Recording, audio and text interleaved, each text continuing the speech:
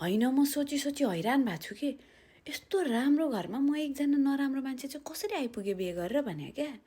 सासूले भनेको सासूको छोराहरू पनि सबै राम्रो रे, छोरीहरू पनि सबै राम्रो रे, माइती पनि राम्रो रे, ससुरा पनि राम्रो रे, सबै राम्रो रे, म एकजना मात्रै नराम्रो, कसरी भगवान्ले यो घरमा पठाए यति नराम्रो मान्छेलाई भने।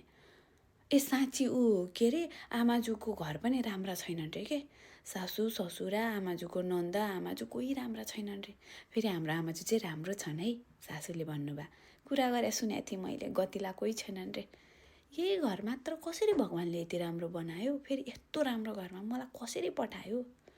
माइत हुँदाखेरि त म फेरि राम्रै थिएँ कि, पहिला त सबैले राम्रै भन्थे, मायै गर्थे। यही घर आएपछि चाहिँ घर पनि मैले भाँड्या रे, होइन अरूलाई रिस नि मैले गरे रे, भनेको नि मैले नटेर्या रे।